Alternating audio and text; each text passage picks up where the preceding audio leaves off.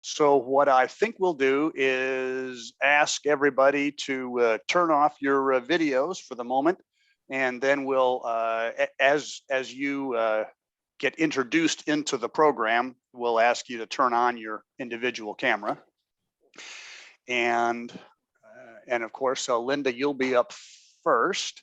But what I need to do here is get my screen share set up here. Oops. Pardon this clumsy start here. Okay, there we go. Present and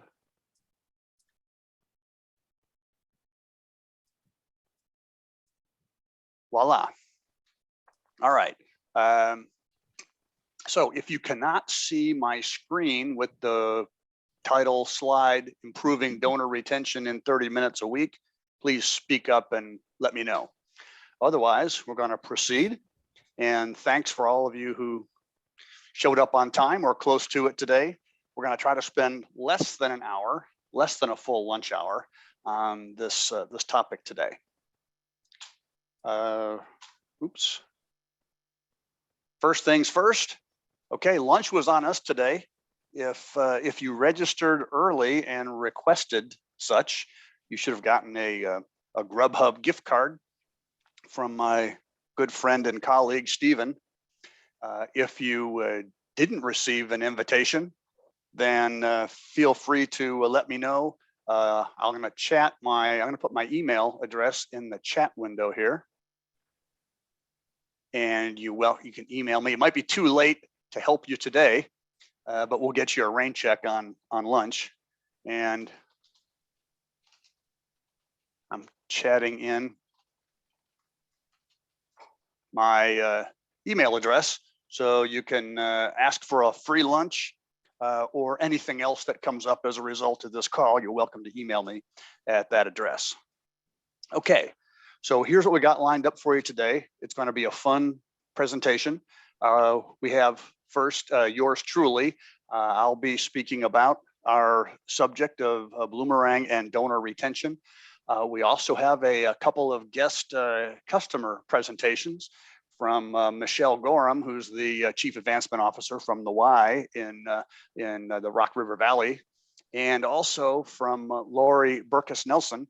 She's the Executive Director at the Rockford Park Foundation, both great Bloomerang users who can speak from their customer perspective.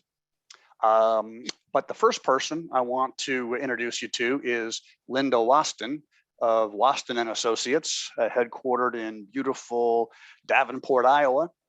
And Linda is one of my favorite nonprofit fundraising consultants and has been a great friend of Bloomerang. She consults with a number of nonprofits in Illinois and Iowa, including more than a handful of Bloomerang customers. So I'd like to briefly turn the floor over to Linda. Thank you very much, Chris, and thank you all of you for joining us today to learn about donor retention. As you well know, retaining your donors is one of the most important things that you can do. As a fundraising professional, it helps you to save money on the front end because it costs more than $1 more to raise $1 from a new donor than it does from an existing donor. And the more donors you retain, the more money you make. My recollection of the statistic is for every 1% of the donors you retain, you can raise more than $12,000 more a year. So donor retention is one of the key aspects to improving your fundraising. And I always say I want to work smarter, not harder. And that's a really good way to do that. But let me back up and tell you a little bit about me and my company. As Chris said, my name is Linda Waston. My company is Waston and Associates. We are out of the Iowa, Illinois Quad Cities and serve predominantly customers in this region, but also around the country as well. We've got 4 things that we do. First of all is fundraising consulting. which is doing capital campaign feasibility studies. It is helping organizations with their fundraising campaigns, but also helping with fundraising planning and just doing one-on-one consulting to help an organization improve in their fund development program. I was a couple minutes late jumping onto this call because I was talking to a potential new client who wants some help to say, or wants some help with their fund development program. They're trying to build it, and so I'm helping with that as well. Also do grant writing and grant research and board development and leadership training as well.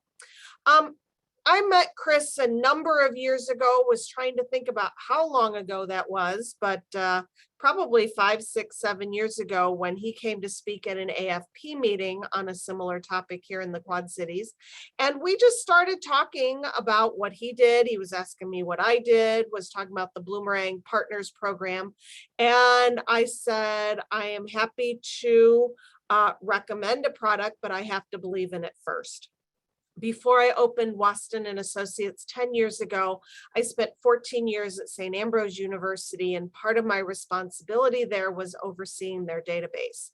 I was not the hands-on person on the database, but I oversaw the people who did, including through 2 database transitions, which I do not recommend. Anyway, Chris gave me a sample of what Bloomerang could do. And I was looking at it through the lens of the very large database that we used at St. Ambrose that was incredibly robust. We used DataTel, if any of you are familiar with that, and kept looking at what doesn't Bloomerang do.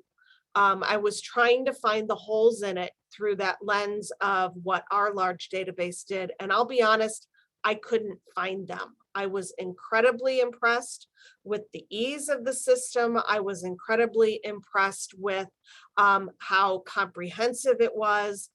We did a session like this earlier this week, which is kind of some of the new updates. And I think Michelle and Lori are going to talk about some of that as well and how they use Bloomerang. And I got even more impressed.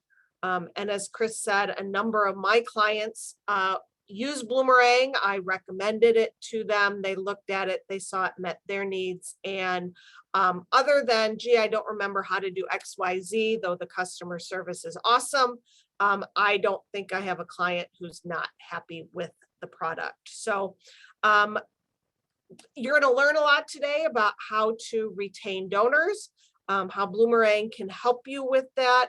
I recommend you look into what they can offer and see whether or not it's a good fit for you. Last thing I'll say is if you go to my website, and I will put it on the chat, I have a number of free resources for you and your nonprofit that can help you with not only donor retention, but some of the other areas of fundraising, grant writing, board development, and strategic planning that I work on as well. And so you can sign up for those resources at my website as well. So thank you again for being here. Enjoy your lunch, and hopefully you will learn some things that will help improve your fund development program. And with that, Chris, I will send it back to you. Thanks very much, Linda, and thanks to Linda for helping organize our presentation today.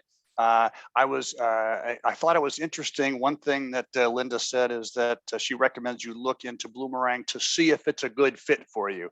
So I'm going to go into this not assuming that we're right for everybody, and we always do a thorough needs analysis before we try to propose anything or even demonstrate anything for most of our customers. So, but if you are a good fit, then we think we've got a great chance to do some fun business. But what I want to talk about today is donor retention, and of the underlying premise for this presentation is that donor retention is super important, as Linda underscored. And if you've ever seen anything connected with the Bloomerang brand, you've probably have seen retention associated with it.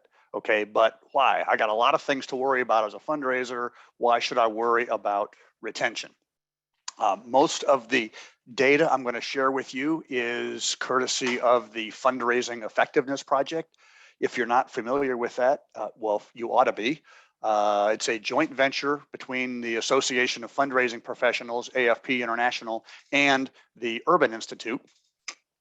And if you're not already a follower or subscriber, I suggest you check it out. You can see their website address, or you can Google the Fundraising Effectiveness Project and learn all about it. They have, for about 8 or 10 years, I think, been working together to provide tremendous insights into what's going on in the world of philanthropy, useful data that we can plug into our fundraising strategies to be more successful, to see what's working, what's not working, and so forth.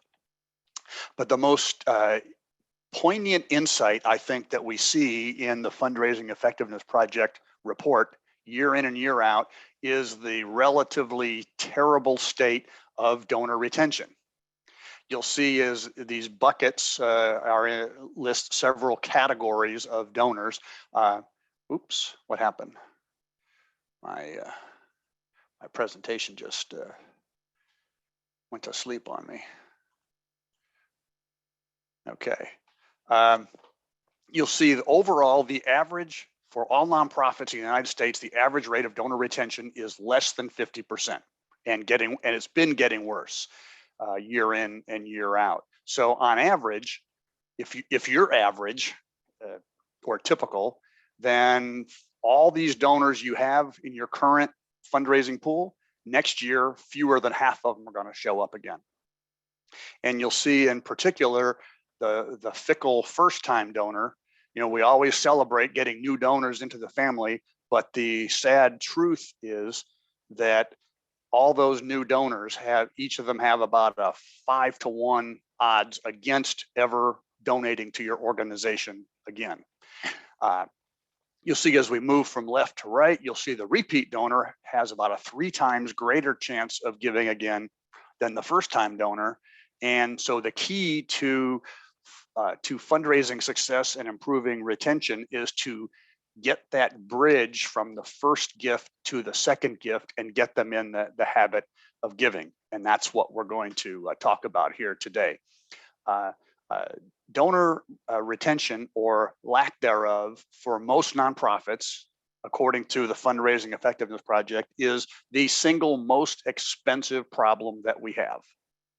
It's not, oh dear, my gala didn't raise as much cash as I hoped it would, or something else. It's that donor retention, money leaking out the bottom of the bucket every year, is expensive. And as you can see in this trend line, it's getting more expensive every year as retention, especially overall retention and individual.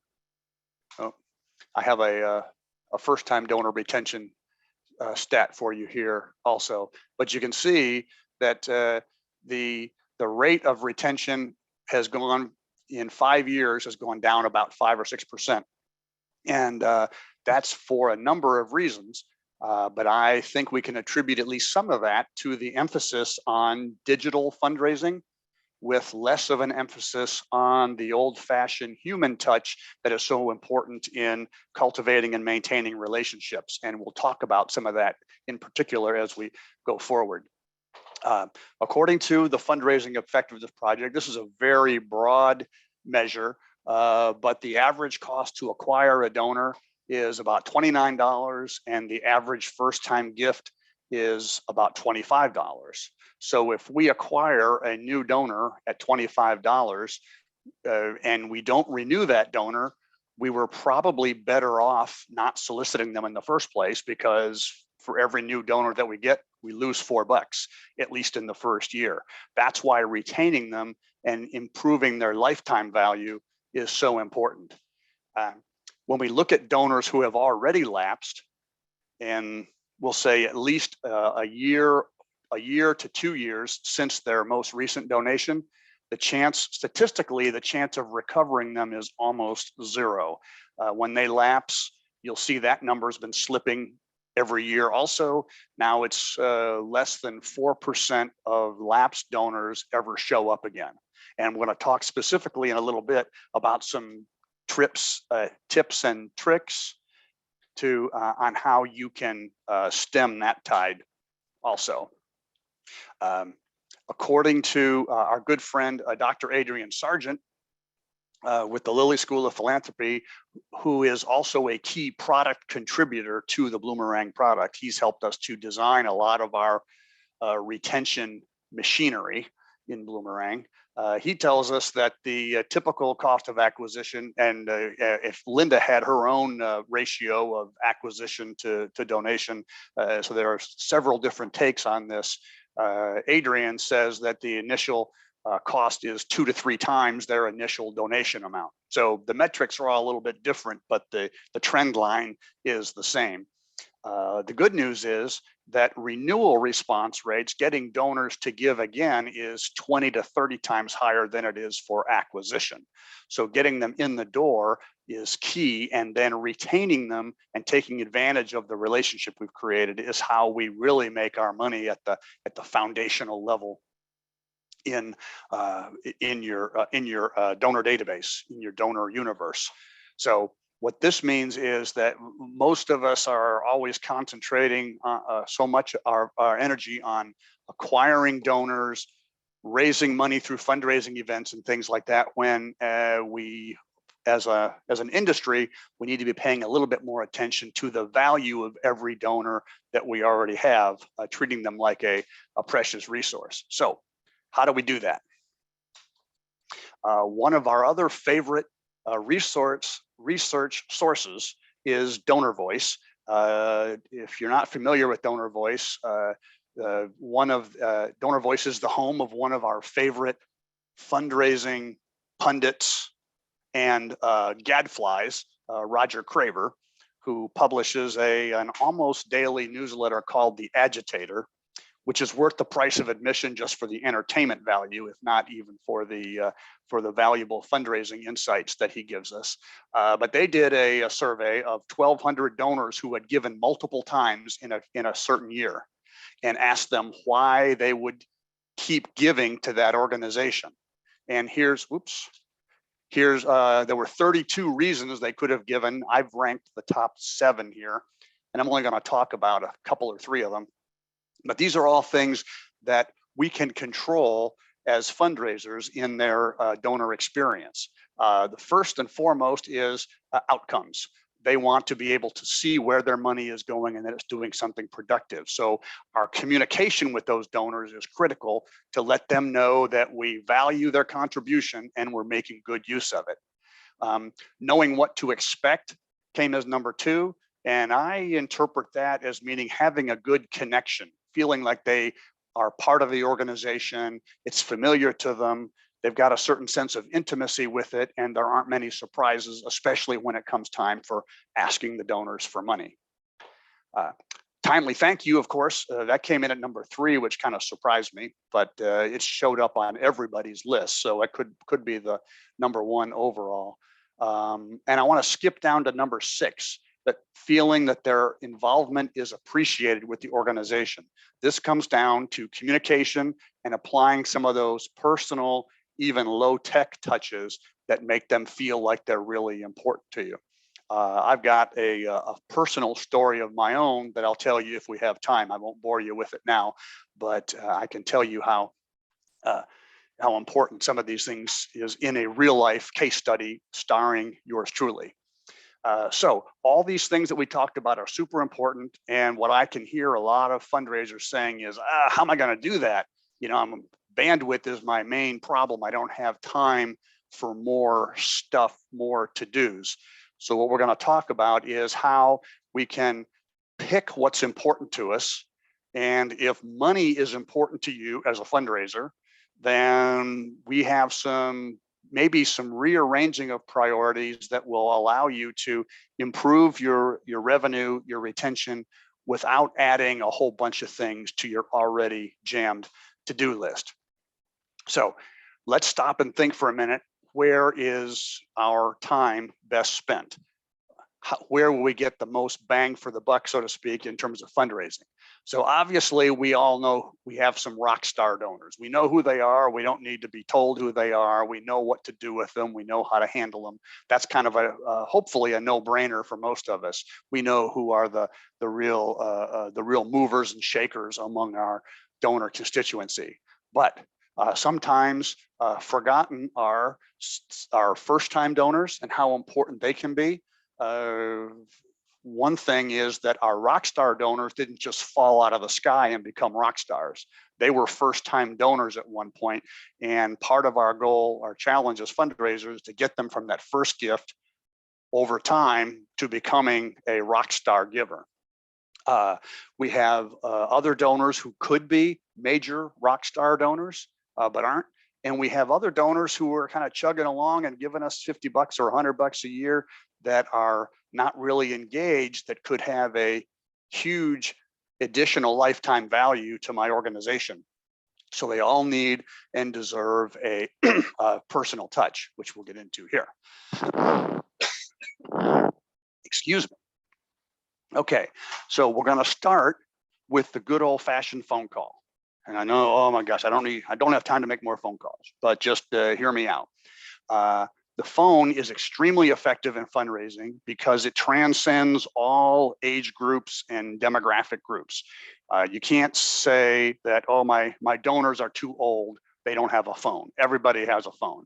You know, email doesn't always work, texting doesn't always work, social media doesn't always work. The phone works with every donor that we have, and more importantly, will help you to stand out in a cluttered world of impersonal communication. I think I mentioned earlier how we're at least in part attributing some of our decline in donor retention to the increase in our impersonal level, impersonal approach to fundraising and donor stewardship. So I will tell you this one brief story. I was for many years a top fundraiser for the American Diabetes Association here in Indiana, a volunteer fundraiser, I should say. I signed up for their big Tour de Cure bike ride fundraising event, and I only signed up because I wanted to ride in the bike race or bike ride, because cycling is kind of my jam. As it happened, I had to raise a little bit of money to participate, which I wasn't happy about, but I asked some friends and family for money, and had forgotten that my cousin's son had type 1 diabetes. She gave me a nice check for a few $100. And then her brother and sister also chimed in. Before I knew it, I'd raised $1,000. And after I had the ride, I did a 100-mile bike ride, my first one ever. It was great fun. I almost killed myself. But after the event, the executive director called me on my cell phone, said, "Hi, this is Jennifer. I'm the exec at the Diabetes Association. Just wanted to thank you for all that hard work you did and hope we see you next year." And that was the extent of the conversation. And I thought, wow, they really paid attention to me, and they're noticing me. And now they're almost kind of, they're watching me, kind of depending on me. And I became one of their top individual fundraisers for about 8 years running in that event, largely because of that first phone call that I got that lasted all of probably 30 seconds. So that is my own personal story on a great testimonial on why it's worth it for you to spend a few minutes, literally a few minutes a week, on making personal phone calls. Other consultants we've heard have had some pretty startling takes on the value of a personal phone call. McConkey Johnston, they're some of Adrian Sargent's friends from across the pond. Their take is that a prompt personal call makes them about 400% more likely to be a repeat donor. Penelope Burke here, she's a great consultant, I think out of the Philadelphia area. And her analysis says that not only are they more likely to give again and more promptly, but that call will increase the amount they give by an average of 39%. So it's more likely gift and bigger gift in most of the cases. Okay, so that's all great stuff. So how does Bloomerang help us to do that? There are two important basic steps you have to have, or two important ingredients. One is awareness. That means we can get the information we need to understand what our situation is. And then we need action steps. Information doesn't really help us unless we have a plan to put it to work. So here's a really brief, about a 3 or 4 slide demo of action you can take to retain those strategic first-time givers. You're looking at a Bloomerang dashboard here, and you'll see in the upper right-hand corner will appear for everyone a list of everybody who's just given for the first time in the previous week. Our recommendation is you take 5 minutes or 30 minutes a week to reach out by phone, and you do that. You can enter a call here right from Bloomerang. If you click on their prompt, you'll be taken to an interaction record where you'll have their phone number. It's kind of off the top of the screen here. You'll have all the details about their gift, and then you have a place to put the notes from your call so you can document what happened on that call.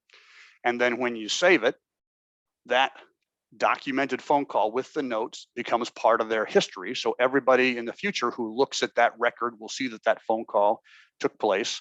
And if you think there's some strategic value in following up with that constituent, you quickly go and add a new task, which will put a reminder on your to-do list for whatever future date you set, and remind you that you need to follow up with that donor to increase their likelihood of giving and the amount that they might give in the future. You'll see in these, some of our Bloomerang research tells us that for most donors, if they give again at all, are about on average going to give 261 days from the time of their first gift, almost a whole year.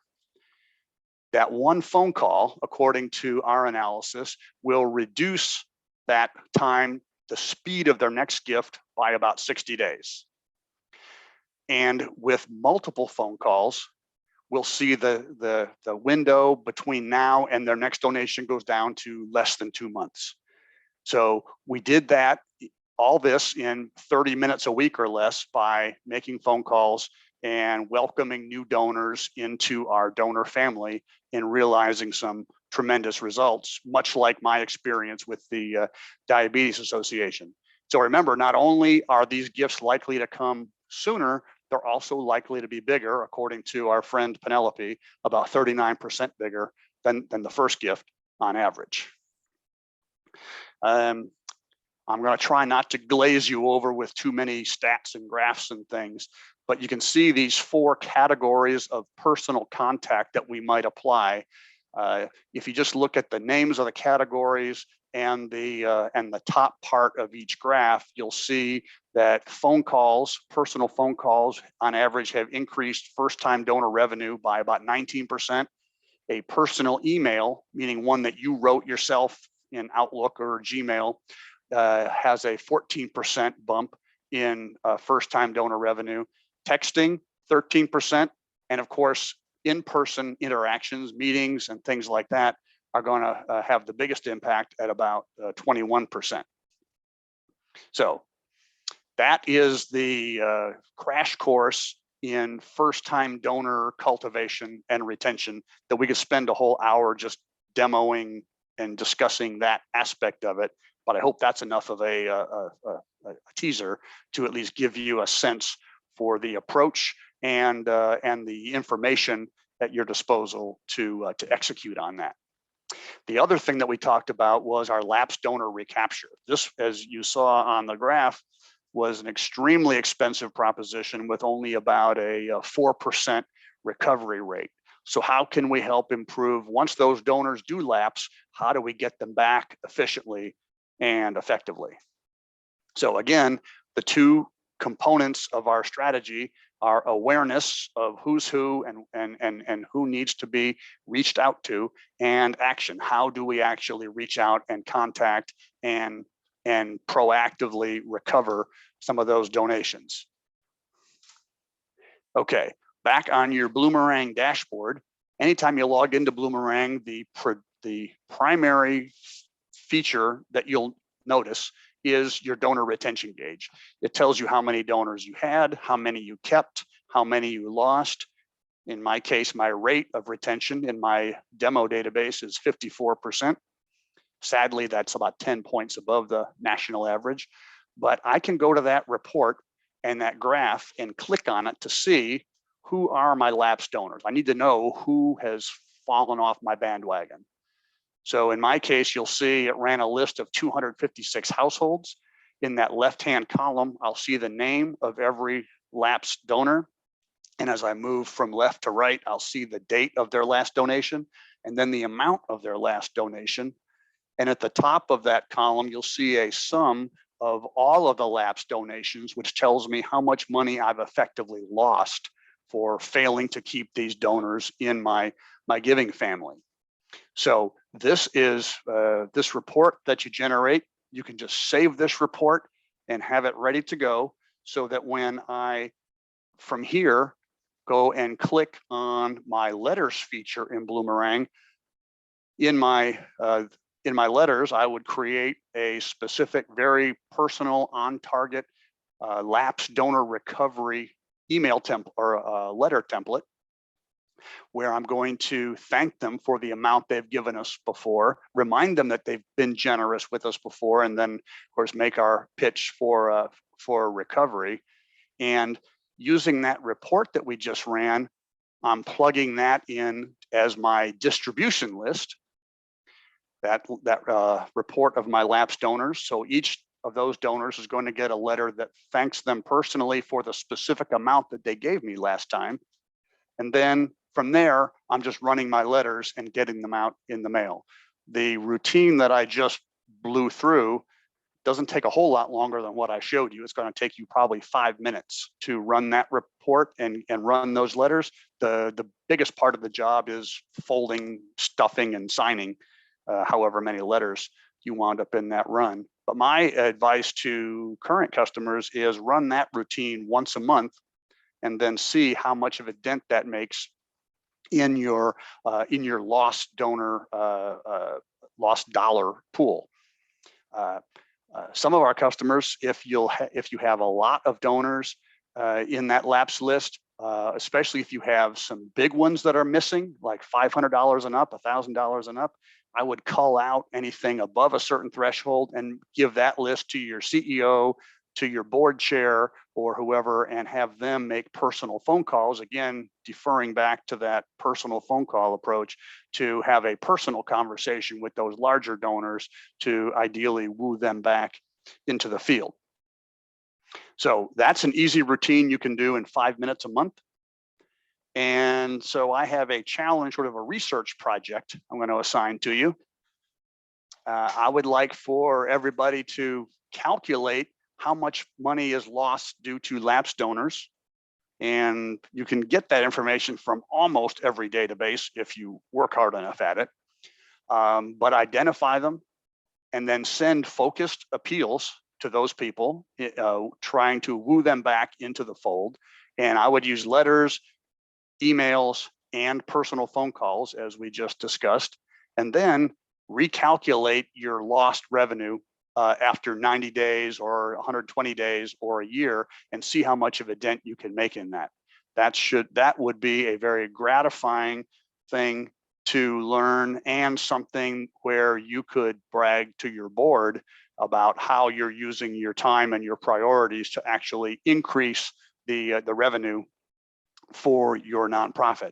So there are lots of things you can do within the bandwidth that you currently have that will increase your retention and your revenue without adding hours and hours and hours to your to-do list every week.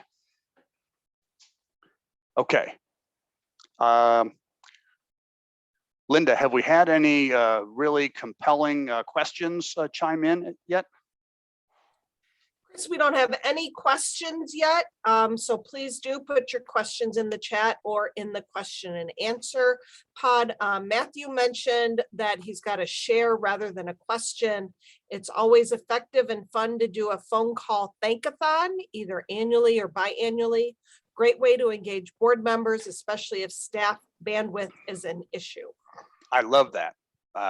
Again, a lot of us are, some of us are just so bent on technology and trying to maximize automation that we forget what people really respond to, and that's other people and human voices and faces. So thank you for that. Okay, I have a couple of great Bloomerang customers I'd like to first introduce Michelle. Michelle Gorham has been a Bloomerang customer for, I think, about 4 or 5 years there, runs a great fundraising operation there at the YMCA of Rock River Valley. So let me defer to Michelle here briefly for a little bit of input. Michelle?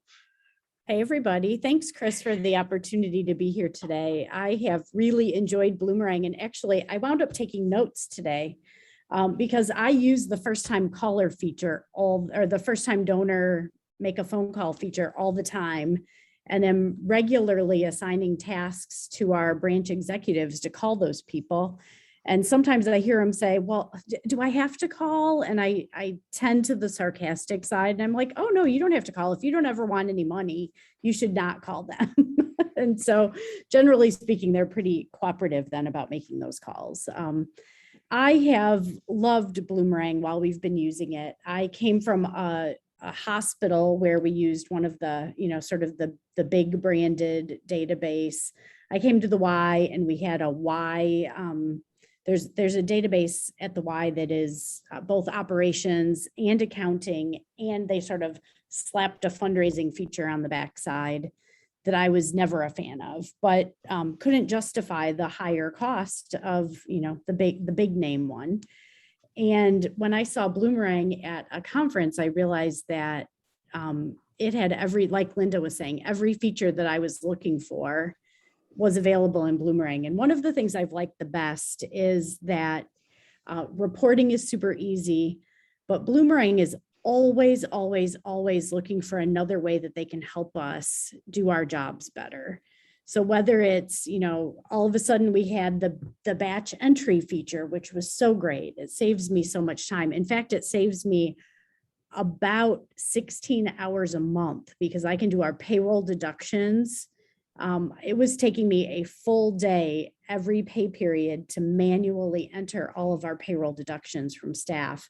And now I do it in one sheet. It takes about a half an hour maybe to match and make sure that I've got everybody, and it enters really fast. So that's been a great one.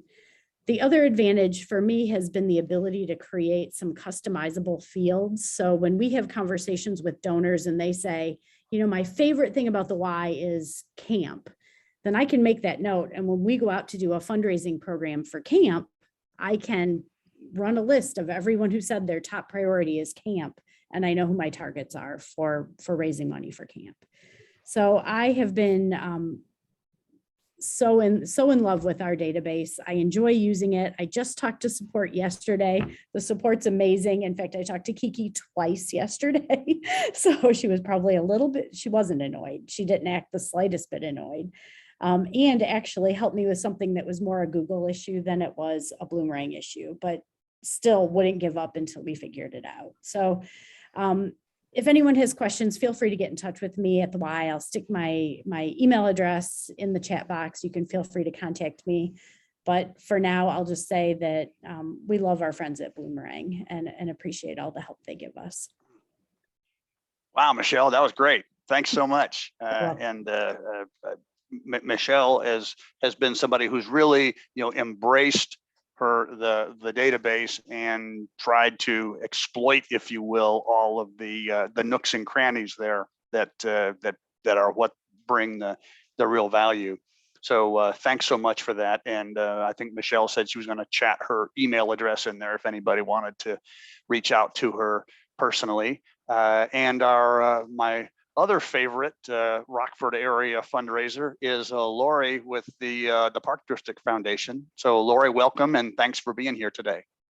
Thank you, Chris, and thanks everybody for joining us. And I noticed there's a question in the Q&A about making phone calls regarding and then having to leave messages on voicemail and but not getting calls back. And I honestly think that that's just as effective sometimes as talking to somebody. I make sure that when I call a donor, a first-time donor, any donor, and say thank you, I just share my gratitude, share what it is that I believe their donation is going to help, and then say, if there's ever anything you want to talk to me about, please feel free to call me. I don't make it an obligation for them to call me back. It's a thank you call. And so I think they're effective whether they call you back or not. And those that I have talked to, of course, are just amazed that anybody would call them and say thank you for a donation. But I'm pleased to be here to support Bloomerang because I was a tough sell. Chris will tell you that it took about a year before we actually pulled the trigger. We had a database we were struggling with that was not. It was basically used as a depository for information. It did not drive our behavior in any way, shape, or form.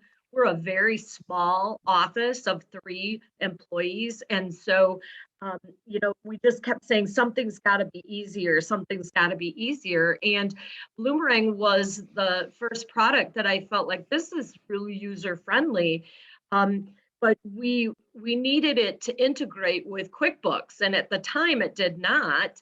And Chris said, it's coming. And I'm like, okay, well, let me know when it does. And you know what? He stuck with it. And they not only integrated with QuickBooks, then they integrated QuickBooks Online. So the cloud version. And so one of the things I very much appreciate about being a Bloomerang customer is that when you sign on and you say, this is something that we could really use that would make our jobs easier as a customer, then they do it. They look into it and they do it. But I will tell you that the best thing about Bloomerang is that it drives our behavior now. It is not a depository for information. It drives the way that we segment our appeals to people. It drives the first-time donor calls. Amazing. I love that feature so much because sometimes those things do get away from you. I would have to say that the single number one benefit for me has been how user-friendly Bloomerang is. And that is and I'll tell you how I know it's user-friendly. I can actually pull reports. Okay, I'm not ignorant when it comes to technology, but I'm also not the best at it. And in our last database, I always had to ask staff to pull the reports. And now I'm just in there because I'm in there all the time, basically. That's one of the first things I open is my email and Bloomerang. And so I'm in there all the time and I know what I'm doing. If I want to see exactly where we are with a certain project, we actually on our dashboard, we have our campaigns. So I know right where we stand with our campaigns. And it really, really has simplified our lives and made it so that we can focus on our donors and not struggle with our data. So I just really appreciate the user friendliness of it. And the integration that we have with QuickBooks has been really significant for us. And so we're always grateful for those improvements. Thanks a bunch, Lori. And I was really pleased to, and I didn't rehearse this with Lori in advance, but I love her comment about how it drives behavior. That reinforces a couple of the slides that we showed earlier, where we talk about awareness and action. So you have to have good information to work with, and you have to know what to do with it.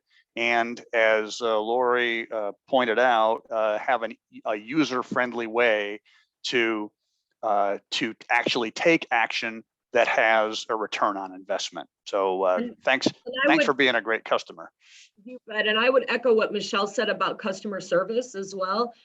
We've all experienced how excellent in our office the customer service is. The immediate chat option. And somebody's actually there. It's and I get help immediately. But we've done phone calling, we've done chatting, we've done all things. And so thank you for making sure that you don't just get the sale, you actually retain your customer because of the service you provide. So thank you, Chris, and thank you to everybody at Bloomerang. Bless you. That was a beautiful testimonial from each of you, and I promise you we will take good care of you as a Bloomerang customer. We have, I think Michelle mentioned earlier how Bloomerang is constantly looking for new ways to make you a better fundraiser, and we have lots of resources that we're always building on where we try to do that. And if you'll see this, don't worry about copying down that web address there, but if you go to our website, you can shop around for to subscribe to our blog, to where you'll get invitations to all of our webinars. And of course, we have our complete Bloomerang Academy for customers that goes from A to Z with everything about Bloomerang, including we offer a lot of seasonal educational programs, like we just had one last week for Giving Tuesday strategy and end of year strategy that you can watch on demand, as well as participating in the live classes. In January, we'll typically run classes like how to efficiently get all your end of year tax receipts out for the previous year.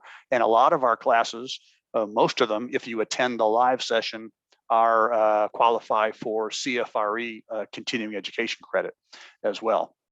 Our friend Stephen, he had to jump off. He's doing a presentation of his own today. He actually wrote an ebook called Robots Make Bad Fundraisers. Then that sort of reinforces my earlier point that we can't let technology take the personality out of our fundraising.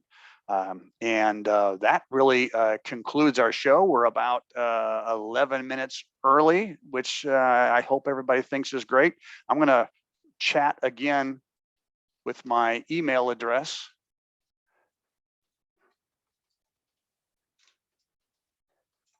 So if you have a reason to, oh, come on, is that going? I'm trying to get my email address in the chat window there. And if you have a question and follow up or want to talk to me about anything specific about Bloomerang, I'd be more than happy to engage in a real live personal phone call with you and talk about that. So I thank everybody for attending. I especially thank Linda and Michelle and Lori for their participation. And I hope we get a chance to talk to all of you sometime in the not too distant future about Bloomerang. So thanks very much for your attention, and have a great day and a great weekend, and happy fundraising.